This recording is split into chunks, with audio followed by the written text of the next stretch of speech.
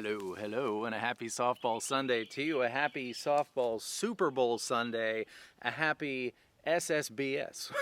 Regardless, it's the day we do easy songs, so yay. And Sublime's What I Got. It's a great song for beginners to learn. It's a great song for gigging musicians who want to take up 4 minutes of their set without using too much brain power, because the whole song is only 2 chords. D, G, over, and over again. But today I'm going to show you some nuances that you may not have realized were there. An arpeggio is when you pluck the notes of the chord separately rather than strum the chord. So grab your D chord, and what we're going to do is we're going to pluck the D string, that's our bass note of our D chord, the G string, the B string, and then the G string again. But here's the trick, the G string is open on the way back down. Now we're going to make our G chord, and our new bass note is the E string, of course, and we're going to pluck the E string, the D string, the B string, and the G string. And that is our arpeggiating. Our arpeggiating.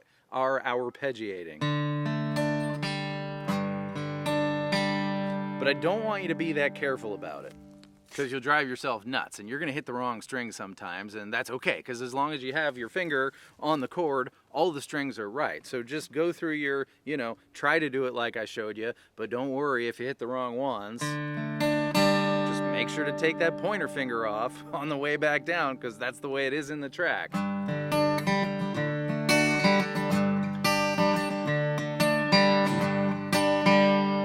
So that's nuance number 1.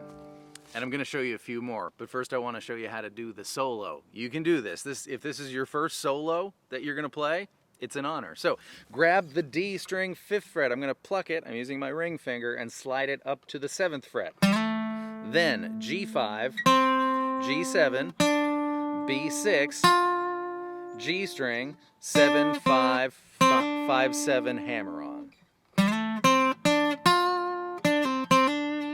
Then you're going to grab the G string and the B string in the 7th fret, it's counting, down to the 5th, and then it's going to be B3, G4. And that's Magic Carpet Ride. Anyways, here's what we have so far.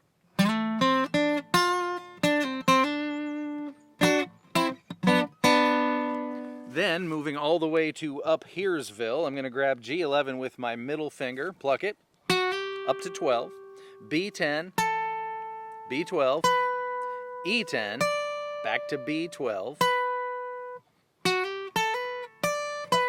and then it's B string, 12, 10, 13, 12, 10, G string, 12th fret, give it a bend.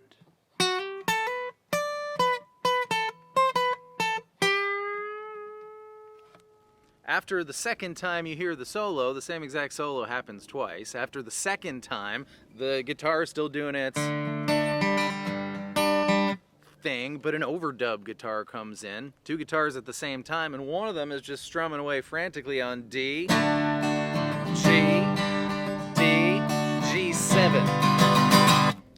That happens. You can throw that in there if you want to change it up a little bit rather than just play D and G the whole time. G7 is E1, A2, E3.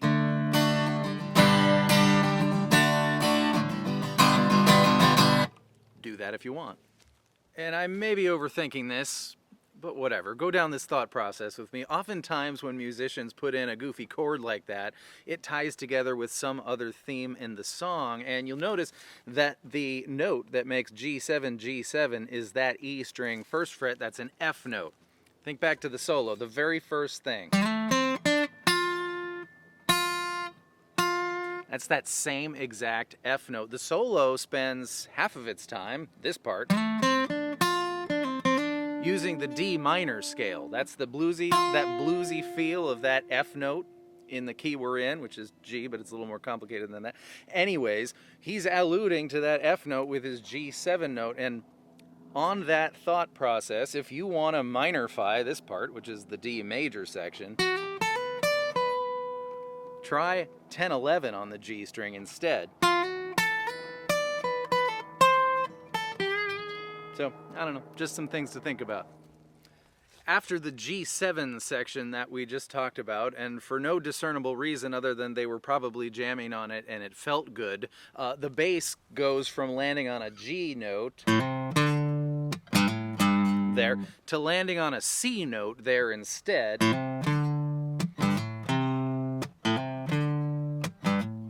And the guitar follows suit. So there's a whole little maybe 4 or 8 measure section of this song that goes D, C at 9. And the guitar clearly did that to follow the bass, and along those lines, you know, I like to try to put other musical aspects of the song into, whenever possible, the single person playing the single guitar. So I was thinking we could try to mimic that bass line with our normal D-G section, and the way we're going to do that is we're going to have the pickup notes, the notes that come before the D chord, be the open A string, hammering up to C, and then you play your D chord. And then we're going to do open G string, hammer onto 2, slide into our G chord, and now you can kind of bust into this if in the middle between singing whatever you want to spice it up a little bit.